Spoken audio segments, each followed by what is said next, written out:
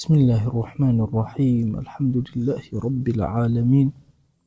والصلاة والسلام على خير خلق الله محمد وعلى آله وأصحابه الكرام وتابعيهم بإحسان إلى يوم الدين.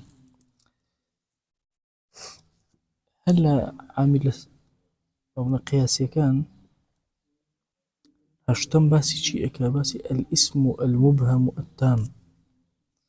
أو اسميك هم مبهم الشراوية هم تام مشا طوابوا أفرمي اسم مبهم تام فإنه ينصب اسما نكرة على التمييز. هر اسمك أو مبهم بو طواوي جبوبو هيشتا إبهاء طبعا خوي بعادتي هر اسمك طوابو ناب مبهم بي ناب الشراويتي أجا طوابو. مثلا تو علي رجل كتو أم تنوين بكار هنا يعني من لو شيء الرجل تيجيش هيج إنها نقصان يكون نارون يجنابين أول شيء كالطوابو باش تامبو كۆتایی پێهاتبوو لەگەڵ ئەوەشە هێشتا مبهم بوو پێویستی بە نەکیرەیە کە ئەو ناڕوونیە ڕۆشن کاتوو. تێگەیشتە قسەکە چۆنە؟ ئیسمێکم هەیە ناڕوونە سێ لە نمونەکانە دەرەکەوێ باشە تەواو بووە تەکمیلە بووە هێشتا ناڕوونی تیاماوە پێویستم بە تەمیزێکە کە ڕۆشنی کاتەوە. ئەو ئیسمەی کە ناڕوونە تەمیزەکە مەنسووب ئەکا ئەو ئیسمی ناڕوونە تەمیزەکە مەنسووب ئەکا. قال وتمامه أي كونه على حالة يمتنع إضافته معها بأحد 5 أشياء. قال شكتو الله اسمك ومثلا مبهمة تامة الله يعني شي تامة الله كونه على حالة بشوازك لدواء أو ناتواني إضافيك وإما لكاتي إضافية بو التنوين لا أبن يعني نايوه تنوينك يعني طاوة باشا إما التنوينك لا أبن يعني هشتا نقصاني من ما بو إضافي أكين الله هرشتك كتو نتواني إضافي بكي لدواء أو نوتواني كابو أو اسم الطواو كنوتواني إضافي كي كابو طواو. لم قصتي أجن جاري ببينشد مثلا أو طواوية بس ببينشد وايلية كإترتو نتواني إضافي بكي.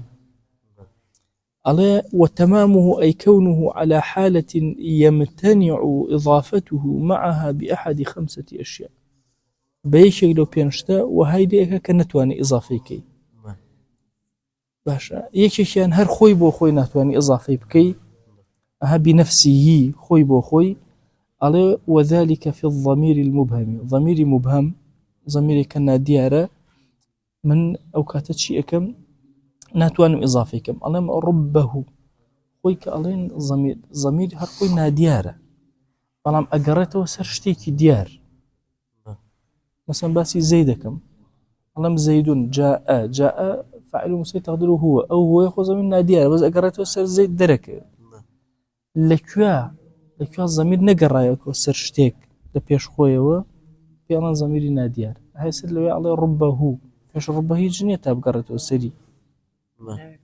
هاي اسمعني كونا ديار نعمة رجلا بئس رجلا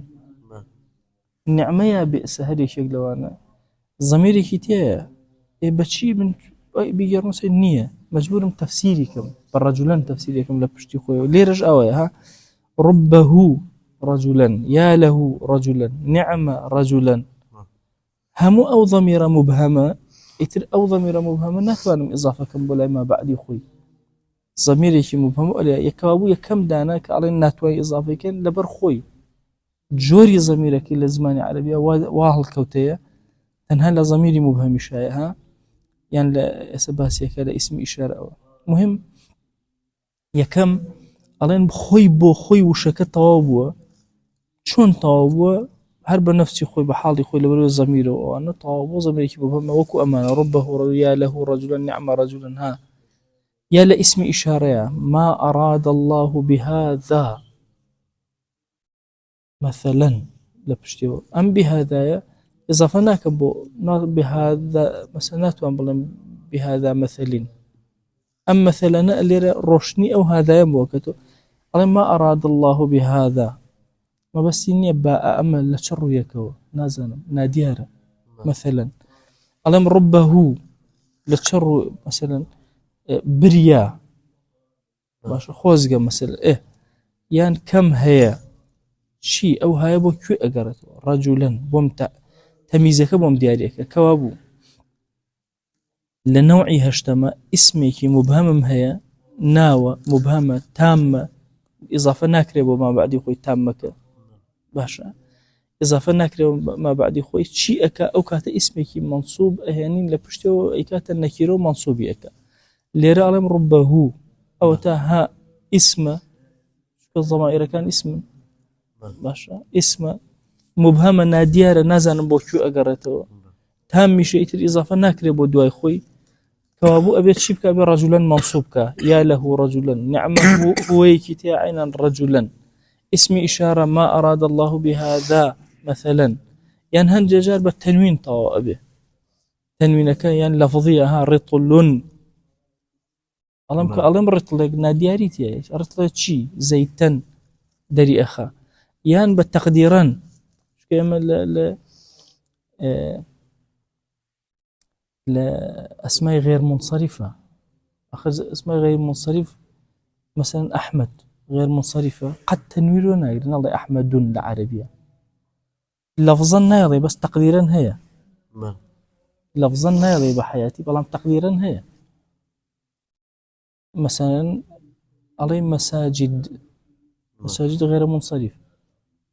بحياتي تنوين ورناير بلام تقديرا تنوين لسر غير منصرفة كأوي نكسر ورقري نتنوين ورقري على لفظا بوكو رطل زيتون يا تقديرا وكو مثاقيل ذهبا اسم مثاقيل غير منصرفة بلان تقديرا هي وأحد عشر رجلا أحد عشر عينا تنين خورنا مركبة دوش مركبة تركيب كده وتركيب مزجي بلان ها رجلا أبيت الشيء أبيت تميزكي روشنيكات كابو سيري أمان أميك أسو تويتي أمر رزا هرهميان أم ضميرة نادياريتيا اسمه مبهمة وتامة اسمه ديارة مبهمة ناديارة هر ديارة تامة إضافة نكرة وما بعد يخوي هر شيء هر ديارة كابو بشي أو هاي الروشنة كما الضميرة بتميزك رجلا لا اسم إشارة عينا بهذا رجلا بالتنوين رطل شي لتشريك هو اسمك طواو ها تبي التنوين هاتو تنوينك لفظيش هاتو أو شي الروشني أكاتو زيتا هيا بتقي مثاقيل ذهبا 11 ذهبا رجلا بس مثلا لا واضح بوشونا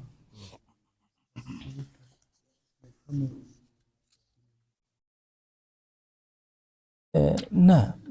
بنا مجهول جواز نا أزاي شو بنا مجهول خوي الصيغة كان لبنا مجهولة ممكنة فاعل ديار نبي باش يعني يعني نزاني شيء ممكنة بلا ممكنش بزاني خوني ليه واضحة ممكنة بزاني خوش نيل يبون من علي ضرب الأمير أمير زور برز دزل لي داو خد نيل عيبة مثلا دزل الأمير ده ها علي ضرب الأمير درا مرجنيها مجارا نيزاني بلام ليرة لاسم مبهمي تامة نازنم فعلا من نازنم أو ها أبو كيو أقرأته رجلا بمعنى أكا فعلا نازن ما أراد الله بهذا شيء لشر يك ونازنم مثلا روشني أكاته 11 عندي 11 لا من ينزه شيء نازنم رجلا مثلا دريها غلاما مثلا دريها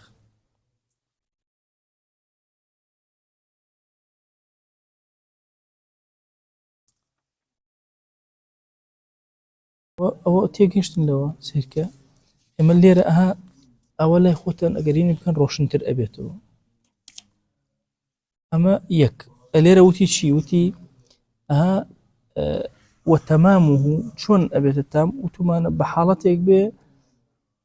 إضافة نكري بما بعد خوي أم إضافة نكري بما بعد خوي ببينشتا يا خوي بو خويتي وكو ضمير واسم إشارة أوانا يان كألين طوابي بشتيك بو خوي ألين بشي دوام بتنوين تنوينك خوي طاويك هاتشك أهم باءكيته بس بنفسه بالتنوين أو لا ديار بينجك كأما الله أم اسمه تامة ناتواني إضافة كيبو ما بعد خوشك والتنوين هي كتنوين هو طبعا حتى التنوين كلا نبي إضافة ناكر كابو تامة باشا عين المبهمي شبالي رطلون شي زيتا مثلا روشني أكاتو تنوين كم بو روشن أكاتو كلمة كم بو روشن أكاتو ورن بو إيرا أو الرزابة جبل باين وسري وبنون التثنية أو السهم ديار أو شونها السهمك جيش تكوي وبنون التثنية أو نود ببينشتا أو بنون تثنية على منواني سمنا منواني سمنا أما الإضافة كوت نوني شبه تنوين لا أبين غلاما رجل مثلا ونبو نونا كما لو لير عينا أو منواني لبروين نونا كهيا أو منواني بو باسمك مبهم تام سمنا دري أخا فأولا أبيت التمييز دري أخا مروشن أكاتو كابو سمنا بشي منصوبة باسم مبهم تام كمنواني أو ديار أو تأبيا عليه وتجوز في هذين القسمين الإضافة لم دو قسمين شبه التنوينك شبه نونك أفرمي أتواني إضافة بكي أتواني بلا رطلو زيتين أقل تنوينك لا ببي إما أتوان أقل لاي النبي اسم ومي تام أقل لاي بي شو مشكلة لاي بتو إضافيك كابو دروسته منواني سمنا أتواني نونك لا بي أو كانت أشتواني إضافي بكي أم دودانها ويجوز في هذين القسمين في بعض هذين القسمين بشي لم دو قسمها أم دو قسمي سهم كيس باسيكين لقال دوما باسيا كم ناك هذين القسمين يعني دو قسم نزيكك سهم ودوم السلاتها واضحة شوانا على لهندي اللوانا أتواني إضافة بكي مثلا على رطل زيتين منوا سمن نونك تنوينك لا بو إضافيك ولا تجوز في غيرهما تنها لم دودانيا تنوني تستكت تنوينك أجري أم إضافيه لغير أو بهي شواز أجري إضافة كنية أما أصل وتوما أنا أصل ويا قبل أم اسم مبهم تامة كوتما تامة الطواو أبو تيجيشتن أبو إن جاء أشبو شيبو باسي شوارم على وبنوني نونك باءك هاتو وبنوني شبه الجمع نوني شبه جمع 20 إلى 90 للجمارة كان كفيلا عقد ماشا 20 30 50 60 70 40 حتى 90 هرهم يعني بيكوا عينا أواي على 20 درهما لرا 20 كهناوا على عينا بنونك طاب أم كلمة اسمي مبهم تامة بيوستي بالتمييز أو تتمييزك بينجمين دانا وبالإضافة بينجمين دانا وبالإضافة نحو ملؤه إيه ملء إضافة كلا ولا هائت الإضافة ناكم ولا شيء الطاب عسلا أبيت التمييز أو هاء ملء شي يعني تيناك ملؤه قرب بري أو شي تيمجين على عسلا روشني أكاتو ولا يتقدم معمول اسم التام عليه اسم التام بحياتي معمول كما سنات يعني الضمير هنا كان تمييزه كان بيشخي بلي سمنا منواني ناتواني بلي زيتا رطل مثلا ناتواني بيشيناك قاعدة كيت جاء سبب شنو بو جرجاني على شيء والاسم المبهم التام نحو رطل زيتا ومنواني سمنا وملؤه عسلا 20 درهم هم أمنونا وهنا وتوهم يا رسول الله أمور ذكارية تقول الجرجاني نايحين اللي رأزاني شاو تكريتوك بوشي مثلا أم تشنموني هنا وجرجاني بو يقنموني لي أنا هنا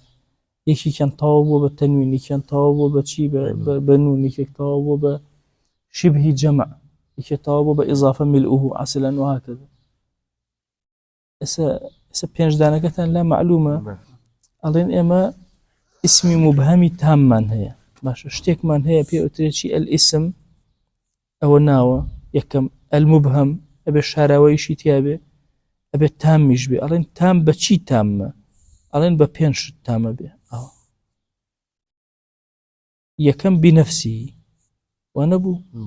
ئەم بنفسیە وەکو الضمائر وەکو ضەمیرەکان یەک دوو وەکو اسم ئیشارە ئەو دوای هەردووک باس کرد ئەنەبوو دوای بنفسیه ئەڵێن بە چی التنوين ئەڵێن بە تەنوین وەکو چی ها ڕتڵۆن زەیتەن اینجا تەنوینەکە عینەن ئەبێتە دوو بەشەوە هەمانە لەفظیە ئەوەی بۆ باس کردین و فەرمووی لەفظیە وەکو ڕتڵۆن مەسەلەن کە ئیسمەکە منصەریفە ئەوانە وتمان تەقدیریشمان هەیە تەنوین وەکو ئەسمائی غێرە منصەریفە ئەسمائی غێر منصەریفە وەکو چی مەثاقیل مثاقيل نمود مثاقيل الله مثاقيل مساجد أحمد لغير منصرفة كان هم التنوين كان تقديرية أين الإشارة مبهمة إن جاوت بالك يكتل مبهمة كانت شيء نون التثنية ألم أين لمبهمات منواني منواني ثم أين ألم منواني عسلا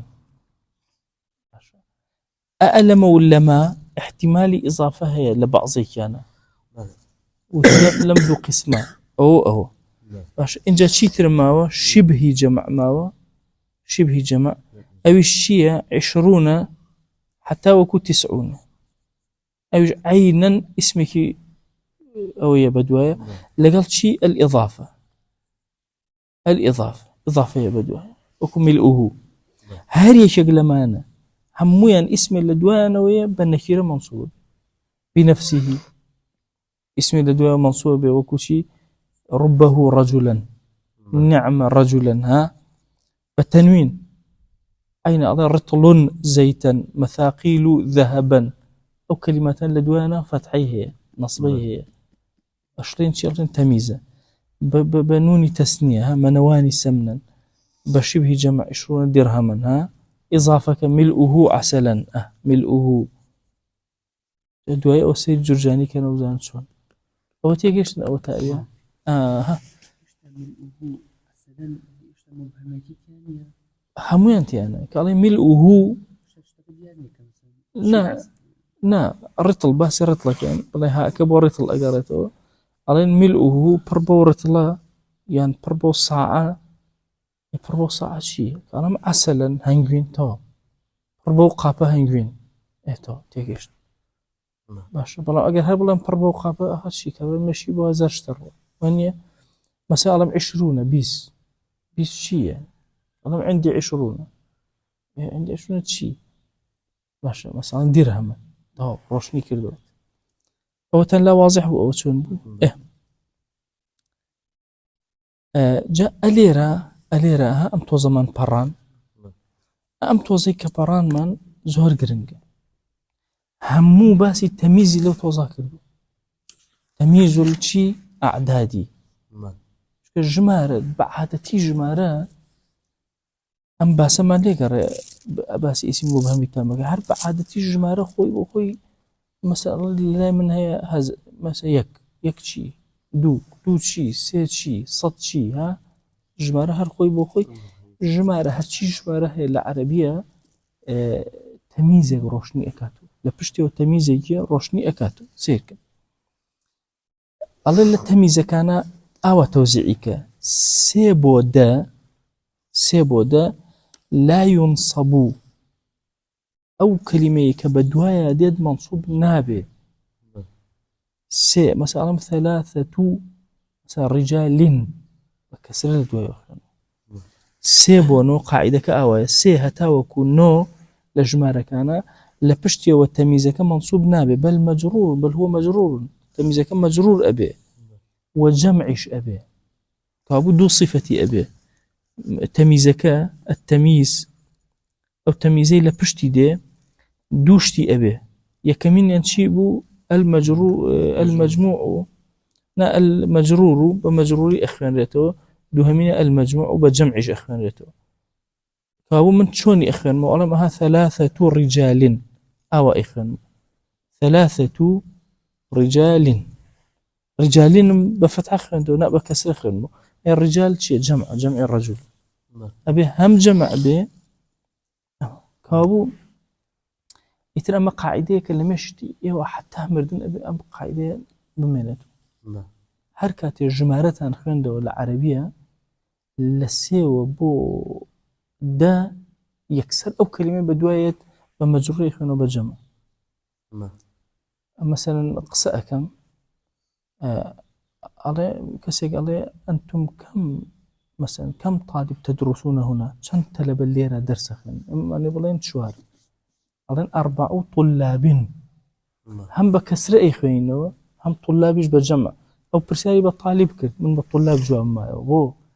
كم شوارم بكار هنا أجر بلهم 10 رواية أجر بلهم 3 رواية بلهم حوتي رواية واضحة شو أو قاعدة كم إلا في 300 إلى 900 طبعا قاعدة كأوايا سيبو نو لدوايا ويكسرش تكتشيه بمجموعيته بمجرور أو قاعدة إلا أمس وتانو يلي قال سطا كوبنو سطا كبا مفردة خوينتو نالي 300 علي 300 100 وشي 100 جمعنية مفردة 100 منوتو تنها لو 300 إلى 900 توي ألم قاعدة درشي أنا أم قاعدة إيش كلها مش هناك تنها لسياسة بو نوسط ديار أوا باش أو السيتان نمزاني أي ينظى حتى وكون نوتو نو أمجارة ينظتها نوتو نو جابزان 11 12 باشا 99 نعجة هارهم القاعدة كيشي هذا ومميز 11 إلى 9 منصوب بمنصوبي إخوانيته مفرد إيش دوشتي هم بمفرد هم بمنصوبي إخوانيته قرآن أمسر أسركيه هنا رأيت 11 كوكبا لو يشعر 99 نعجة إسا كوكبا مفرديش ومنصوبيش نعجة أو هاي وهي مفرديش ومنصوبيش وأوين تريشي هنا ولا عدد كان مثلا 7 ليال و8 أيام يجي أوي بيشو جمعك جمعي بي مجرور يجبي ليرج أوي اللي أنظتها نوتونو إسا تيجيشتن أوي يبارئكم أو زور دقيقية ترى عليك كيو تنفقين باش هو علي مثلا سيان زوانية علي 13 طلاب 13 شي طالبين لا غلط علي شي 13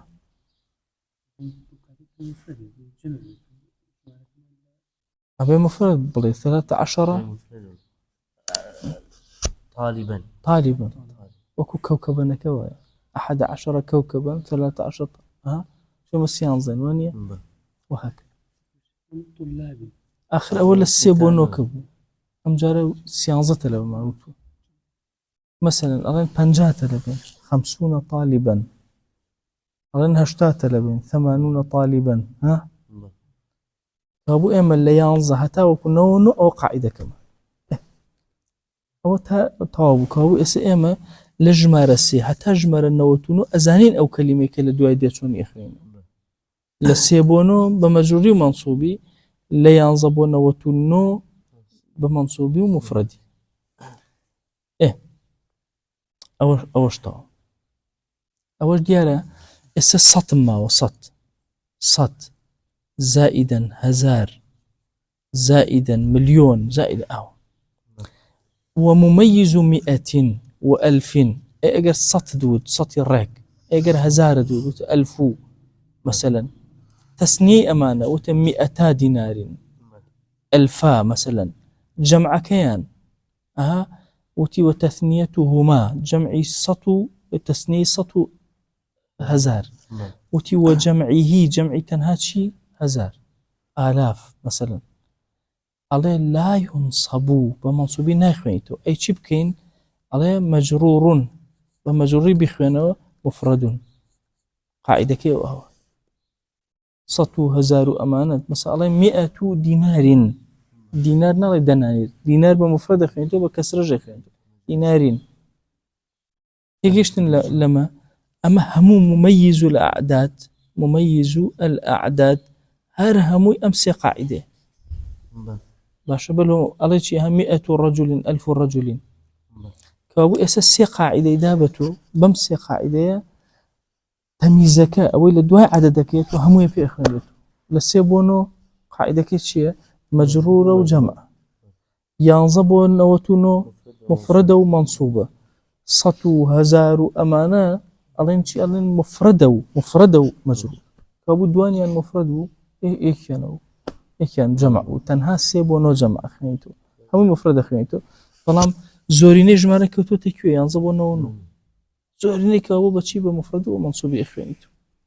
أما اشتيقشتن أما بوردي سيرك أنا ودرسي دهاتو بيرم خلنا تكراري كموبوتا أو تمييزي عدد الزور قرنج كنترول نكي دو قد بيتا كنترول ناب ولا كاتي خلنا أو لم يشتغل كنترول استفادة شي ليك مجاري عريزيك المسي ده القرآن ما كرت وهن بو عدنان دليمي دكتور عدنان دليمي وكانت رئيسي وقف السني بو بيزور عالم بو لنحو خريكي زور عجائب عدنان دليمي نا وفاتيك أو نسيب أنا بحاجة إلى أو مصحف صوتكم نسيب لفهم نسيب مصحف وتي أنا عبد دائم كي بابيت الجرورات شو مجورة وتي أودي الرمبو بخيانة طبعا بعادتي كتو داوي صوت قرآن كده أو مسا يوتشي القرآن يبني مش صوت منعي مش صوت قرآن